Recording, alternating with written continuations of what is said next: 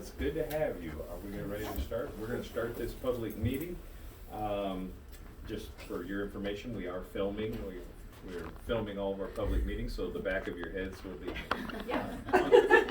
TV all over the county.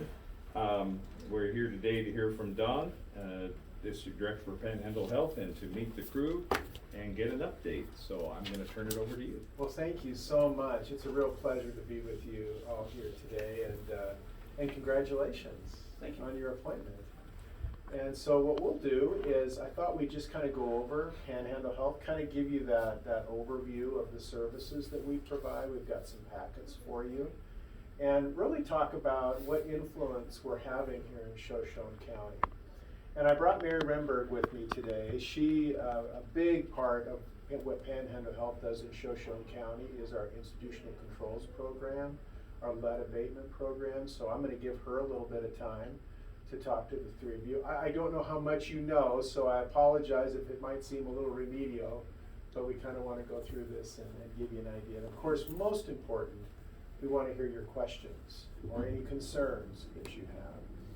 As the district director, I do visit with county commissioners on a quarterly basis, so I come back and kind of give you an update, frankly, on how we're using your money. And so I look forward to that in the future. So let's go ahead and get started. I'm not going to go through all of these packets, everything that's in the packets today with you, but I want to kind of give you an overview and hopefully just tease you a little bit to actually go through the information. So just to kind of get started, I thought I'd give just a little overview of the health district and who we are and how we're structured. So it starts with the county commissioners. So we have on our board of health a representative from each one of the 5 northern counties, and in this case, Commissioner Casady represents Shoshone County. The Board of Health meets 7 times a year, and their main responsibility is policy of what's happening within the health district. And then there's the district director, which is myself, and so essentially the commissioners are my boss. That's who I report to. And then we have a series of division heads. We have one for environmental. Eric Kettner is our division administrator for environmental, and that's a very regulatory arm of the work that happens. Certainly it's like septic tank approvals, it's restaurant inspections and permits, it's our ICP program, preparedness and other services fall under that umbrella of environmental health. And then we have our health services division, and where's Kim? Kim's right behind me. That's right. She's the division administrator for health services, and that's a lot of, you may have heard of our WIC program, our Women's, Infants, and Children program, that falls under health services. We have a variety of health services from children nutritional programs to very successful senior programs, our senior companion program and our Fit and Fall program. And then we have our clinical services division, and we have clinics in each one of our 5 offices in the 5 counties. Also our work in epidemiology, or the study of disease, that's a big part. There are over 70 reportable diseases in the state of Idaho that when a medical professional were to diagnose one of those 70, by statute, they must report that to the health district so that we in turn can investigate that and prevent the spread of that disease. For example, we're dealing right now with a couple of tuberculosis cases, one from a Ukrainian refugee that we're investigating and making sure that that's not spreading. And so that we also, of course, have our chief financial officer. We have a public information officer that all compose our executive team of the health district. A little bit about funding for us. So 81% of our funding comes from grants and fees. So for example, our Women's, Infants, and Children, That's around an $800,000 a year grant that we get from the Department of Agriculture. And we have many, many other programs and services. Most of our fees comes from grants that we get, mostly federal grants. And then there's our fees, so our clinical fees. Somebody comes and sees us, we're gonna bill their insurance and get fees that way. There's, of course, our septic fees that we collect. But again, those two sources compose 81% of our revenue. The remaining 19% comes directly from our counties. It's a county appropriation to support Panhandle Health District. And and we have a $13 million budget. I should have said on the outset, our FY23 budget was roughly $13 million. And 19% of that comes from our counties. And although that's a lot of money for sure, you know, in comparison to the other six health districts in the state, we're one of 7. That average number that other counties are paying is 26% of those health district budgets. If I were, say, similar to the district in Boise, their rate that they have to reach out to their counties for is 30%. If I had to ask for 30%, I would need to ask you commissioners, all the commissioners in the 5 counties, an additional $1.5 million. But we work very, very diligently. I come from a business background. I own my own company for 20 years. I'm an MBA. I have a pretty good understanding of, I've been entrepreneurial almost my entire professional career. So I understand a little bit about that. And we have a team that understands, you know, performance standards and bringing value to your job individually. And sometimes we have to make some hard decisions to keep those expenses where they need to be. And so we're proud of that %, but we also understand that can be a burden. Even that 19% can be a burden to our counties. So that kind of gives you an idea of that. I think I've covered most of kind of organizational structures as you'll find. And also, if you look through your packet, you will actually see the amount of times Shoshone County citizens have touched Panhandle Health District in various services. It's often surprising for commissioners to realize how often your citizens are touching Panhandle Health District. In FY21, Shoshone County citizens touched Panhandle Health District nearly 6,000 times, whether it's for WIC services or some of the environmental services that Mary has for us with the ICP. But that's pretty amazing to think, and that had nothing to do with COVID-19. It would have been a lot more than that had we added those numbers into it. I think we had over 2,000 that utilized our WIC services, for example. So we do provide services that are used by your citizens here in Shoshone County. So I'm going to stop there. That's a lot. I've talked too much already. Do you have any questions before we move on? Yeah, the 19%, is that all 5 counties come up with that figure? Yes. And it probably goes on population? Yes, it goes on population and property values. Okay. Mm-hmm. And of course, Kootenai pays a very, very large percentage of that. If you go through your budgets and look, there is our FY23 budget is there, and you will actually see how much Shoshone County put into the budget for FY23 that ends in June. And you'll be able to take a look at that, and you'll be able to see in there what other counties, the amounts the other counties contributed to our budget at Panhandle Health District as well. I was just curious about what is the Parents as Teachers program? Well, I'm so glad you asked, and I could talk for a long time about that program, but I'm going to turn some time over to Kim, who oversees that for us. Yes, so Parents as Teachers falls within our home visiting program, which we have Nurse Family Partnership and Parents as Teachers. Parents as Teachers is a parent educator program. There is no really eligibility as long as they have a child, and they go through and teach parenting skills. They have what they call group connections, so they bring classes in to get them together to really also understand the development of their children. So they just work with those families to really work on skills and parenting and family skills. Nice, thank you. You're welcome.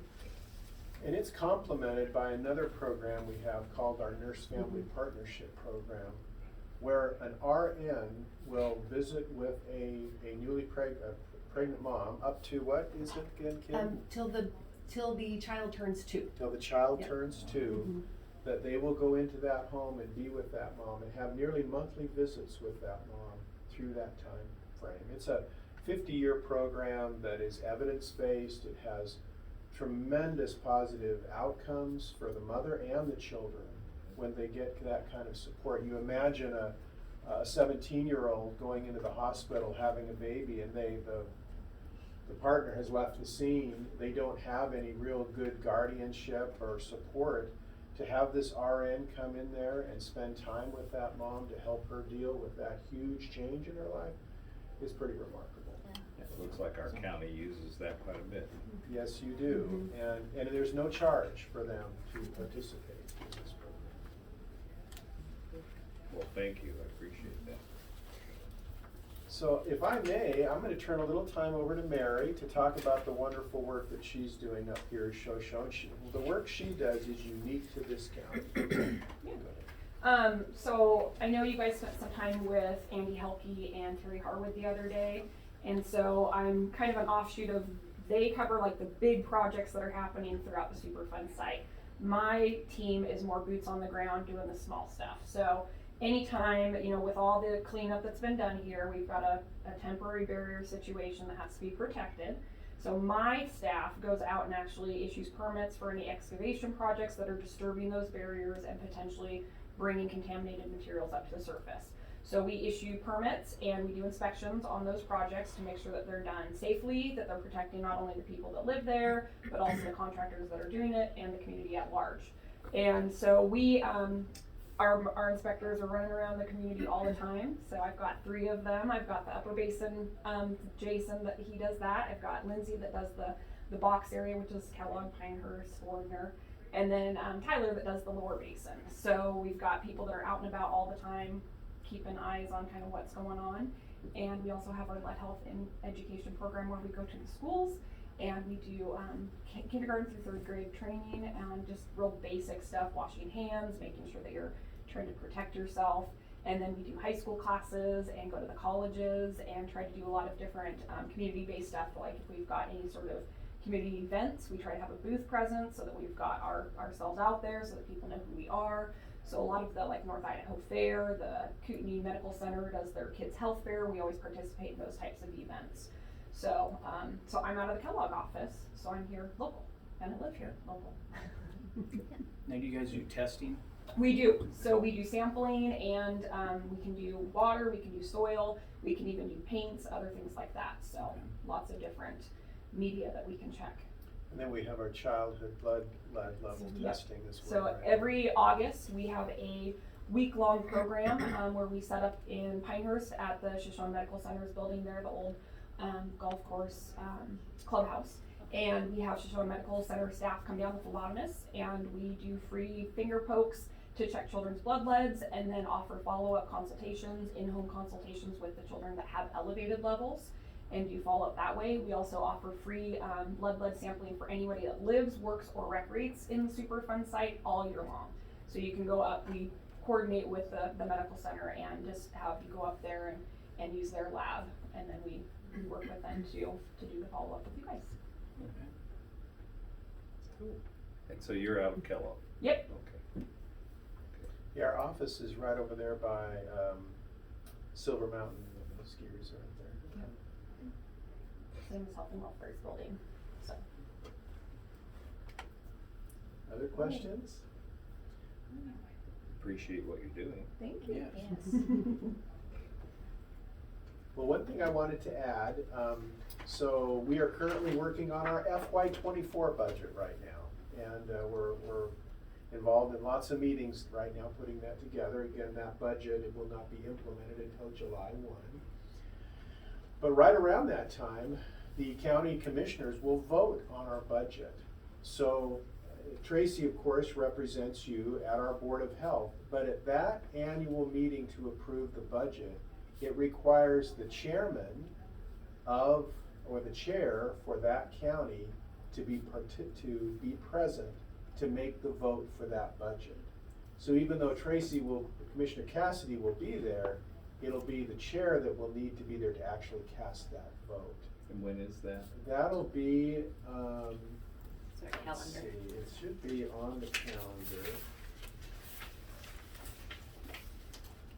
For some reason, I do not have a calendar in my packet. Budget hearing May 25th? Is that just the hearing? Let's see.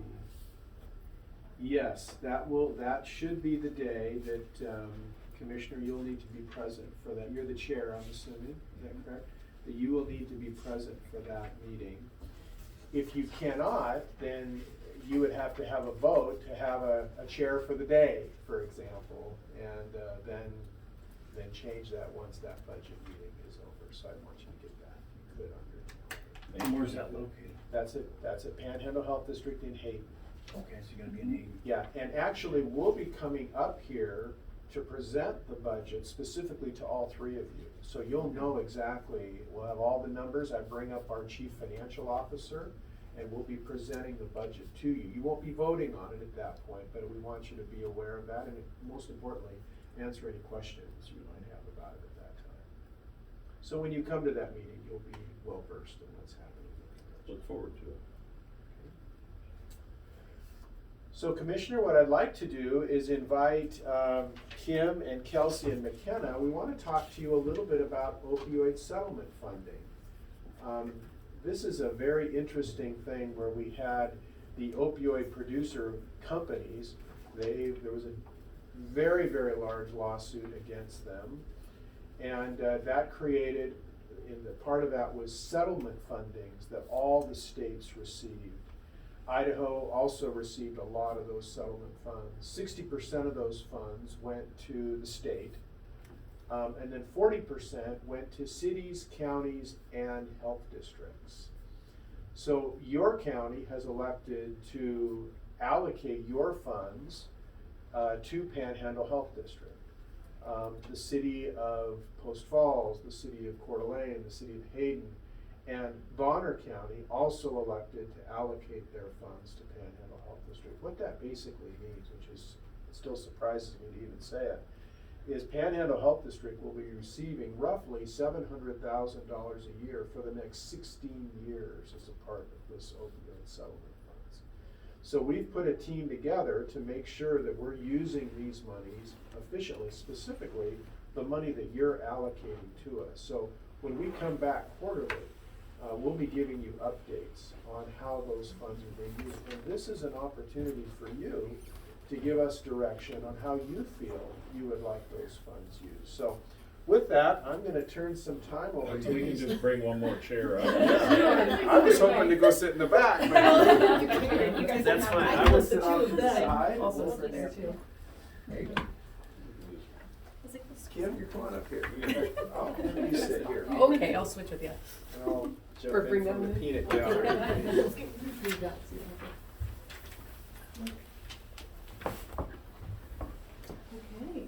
Well, I will introduce actually. So Kelsey Orlando. So one of the teams that I do oversee is our substance use disorder team. So Kelsey Orlando is our program manager, and McKenna Hunsinger, she is a health education specialist. So they are really working very closely with these funds.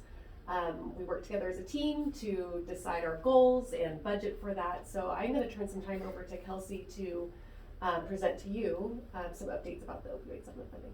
Sure. So our team is comprised of 5 individuals, and then additionally myself, so 6. And we're mostly health education specialists, and then we have 1 psychosocial rehabilitation specialist. And so the opioid settlement funds have been additional funding our team has received on top of our state grants, and we also have a federal grant, all with the goal of prevention, harm reduction, treatment, and recovery of substances that excludes nicotine and tobacco. So all other substances is what our team is focused on.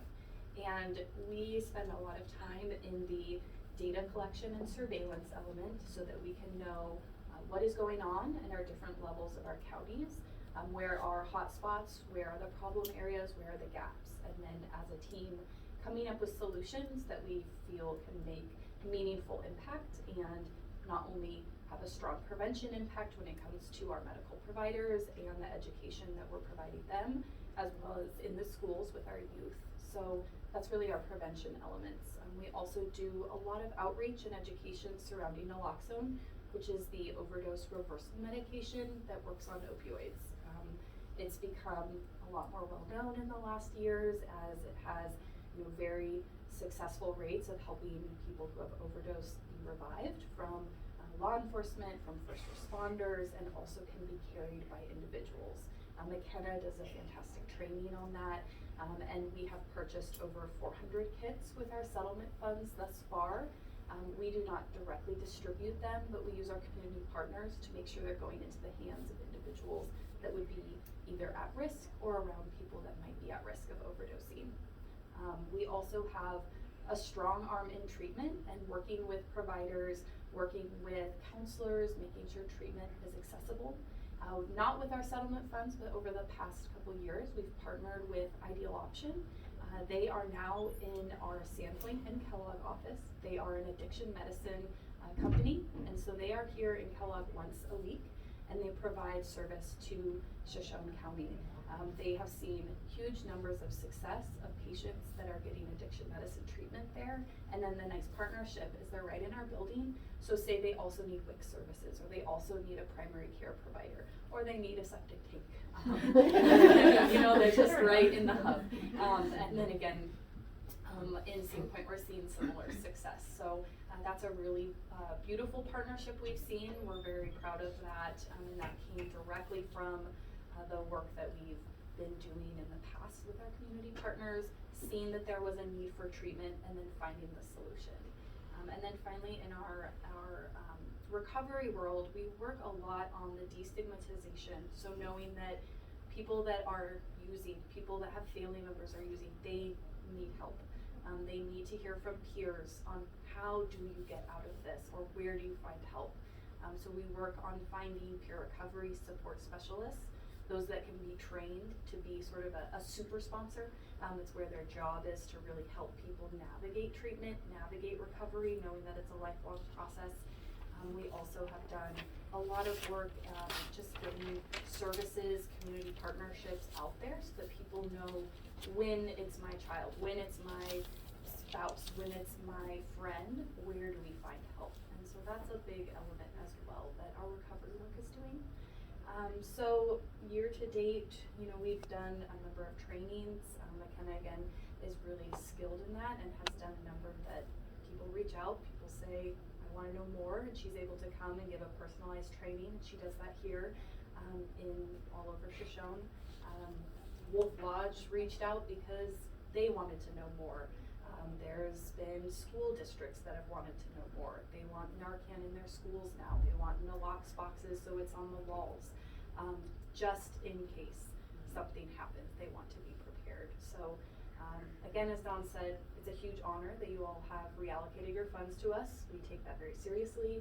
We have McKenna, whose her sole job is to make sure that they are monitored, spent well, and also meeting the needs of our counties. So that's a lot of information as well. I will happily take questions or let Kim and Dawn fill in. Well, I have a question. Sure. So I hear, I have a background in education and law enforcement, and that, so I hear different stories and different statistics about how Shoshone County compares to the 5 northern counties in this area. So how do we compare? Are we a hot spot? There's a number of things we've brought just because of visualizations, and one of the areas we look at, that's a great question, is prescribing rates. And that might be a statistic that you've seen. And when it comes to the number of opioid prescriptions per 100 people, yes, Shoshone County historically has a very elevated number. I always use the disclaimer, we don't know why those were prescribed, we do not get diagnoses. However, the number of pills going out for the number of people that live here is high. It's over a prescription a person, even in 2022. So that's a lot of opioids. We also know that the normal prescription rate is roughly going to be around 2 weeks for those. So that's a lot of pills. And again, that's why a lot of our effort is not only Narcan, we also do a lot of work in medication lock boxes, keeping those prescriptions stored safely, and also Deterra pouches, which are medication disposal pouches. They deactivate the drugs and you throw them in your household trash. And we also sponsor 2 DEA drug take-back days per year. So we really push for safe medication storage and disposal. The other thing, we see a lot of overdoses here. I've brought, it's not the best image unfortunately, but this is the I-90 corridor. So you can see this is where we are sitting here today. Each one of these dots or diamonds represents a suspected overdose. And we've really moved our partnership to talk a lot with the new Chief Dietrich, as well as we are working closely with Benjamin Allen and working on post-arrest diversion programming, and also working with EMS to figure out a little bit more. We have confirmed that a lot of those dots are truly overdoses. We know there was an overdose at Kellogg High School in the past calendar year, and so yes, also overdoses are taking place here. The last one that I'll show you that I think is one of our main concerns are these are counties, the darker the county, the higher the rate of overdoses not being transported to our emergency departments. So this is from NEMSIS, so it's the National EMS Information System, and we're seeing that a lot of people are overdosing. EMS is responding, but they're declining medical transport. And so that's another maybe statistic you're seeing as a hotspot. People are getting help, but they're not getting that follow-up care. And something that we're working with Chief Dietrich on is a naloxone leave behind, where when EMS goes, they can provide a little bit more care and a little bit more resources when they're on scene with that individual. So were there any other statistics or hotspot information you've seen? Is that just for prescription drugs, or is that? This is all. So this is any type of Okay. drug-related overdose. And is that current, the dots before, was that? That was January to December of 2022. Oh, And I wow. can email an updated version of that and get that your way if you'd be interested. It's using overdose data mapping application, which is a DEA program, so ODMAP. So you work with our sheriff's department, parole department? Yes. Okay. Well, that's a sad answer, but Yeah. thank you. Yeah. Absolutely, yeah. And the final thing I'll say is that we've put a lot of effort into an application process so that community partners can apply for opioid settlement funds. They're reviewed quarterly. We have a rubric on grading them. The 4 of us are the review team. McKenna can answer any question if people are confused by the process. It's available on the website. And the only requirement really is to make sure that the program that's being produced and applied for falls under, it's called Exhibit A, so it's an entire list of allowable expenses by the opioid settlement funds. So those are available, and we look forward to reviewing them and seeing the ideas that people in the community have to use the funding. So that could be, thanks Kels, that could be like a school or a law enforcement office or a healthcare facility that might see a need. They could make an application. It's a short application, it's not extensive, and we would love to disseminate those funds as the need arises. Now on the settlement, I saw Walgreens, Walmart, so the pharmacies got it. Yes, sir. Okay. They sued the pharmaceutical companies, and then they also had to sue the distributors of those drugs. Okay. So yeah. But that didn't include the prescribers? Because they were targeted by the pharmaceutical companies, and they were getting compensated misinformation. Of like, if you prescribe Vicodin over hydrocodone, there's less addiction risk. So they were mismarketed by pharmaceutical representatives, and so therefore the prescribers were not liable because they were going off who they thought the professionals and experts were. Incorrect information. Interesting. Yeah, so they were sparing this. And can you explain the benefits? Because people say, why did you just give those funds to Panhandle Health District and not keep them in the county? Can you explain that we broadened our advantage by doing that? Yeah, and this is really, I think, I have to thank the team that's sitting here at the table with you. We've been involved in opioid use disorder long before the opioid settlement funds even became available. I still remember the first meeting I had with Kelsey and a few others, and we just said, there's a need in this community. Prescription opioid has gone out of control. There's a drug issue. We had no money, we had no nothing. We just knew there was a community need.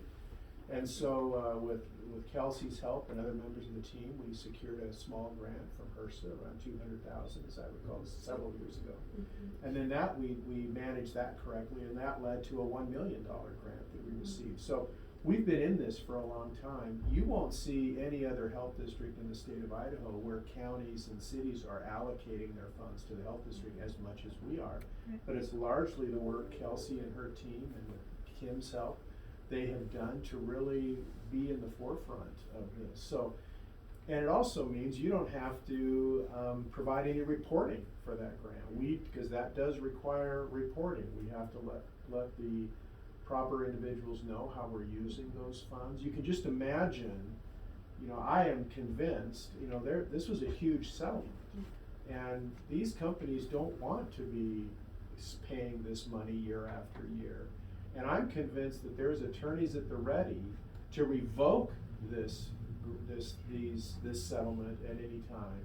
And so we feel it's really important that we manage this, we report correctly on this to make sure these funds still come. So, but again, with you can stop that at any time. You could, shouldn't say at any time, but there are moments in time where you could get that money back. You certainly could make an application for some of those funds. But so far, I'm very happy with how we're using those, and we'll continue to report to you how we're using it. Appreciate it. And Kelsey, you guys actually installed a naloxone box here in the courthouse, correct? I believe you provided some to the, We did. Yes. Yes, And they're on the wall, so it's called a nalox box. Gosh, we have almost 100 now throughout the county, so it did escape me that one was here. Yes. And they're in all of our Panhandle Health District buildings as well. So again, if something was to happen, naloxone is usually, we install them near the AEDs. So when people think of an emergency, that's usually where they go. and the high schools and stuff. Yep. A lot of What the are those schools boxes? How do they work? So it's just it's a clear box on the wall. It's unlocked, and so similar to an AED, it's just got the life-saving equipment inside, including that box of Narcan. So when you open it up, it's there. It's got, I believe, CPR face shields. It has information as well on how to use it. The exciting about Narcan is even if it's not an overdose, you're not going to hurt someone. So when you open it, it's kind of like a nasal, or it is a nasal spray. It's kind of like a Flonase. You just put it in the individual's nostril and then plunge it in. And McKenna would be a great, is the right person in the room if you wanted a more formalized training for anyone that is employed in this building or the community at large too. So do you try to get somebody that's within this building to be trained on that? I took over this program in July when I started. I've trained all the high school. I'm actually coming back tomorrow to train the elementary school at Silver Hills. I'm working with law enforcement as well upcoming, with Sheriff Lindsay being appointed. So if anybody's interested, I'm more than happy to deliver a training to anybody. Do we have anybody in this courthouse trained? I'm not sure. That box was installed before I started. But just remember, the application is quite simple. Take a puff. I mean, that's all it really is. Yep. And it's safe for anybody, pregnant women, children. They use it on animals like the police canines too when they're exposed. So.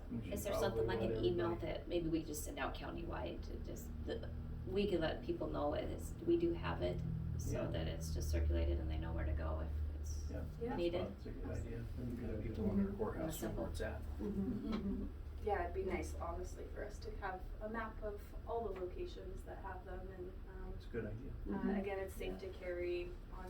We sort of think of it like an EpiPen. People carry it around with you. It is temperature specific, but yeah, maybe we'll work to get a training with some people in the building too.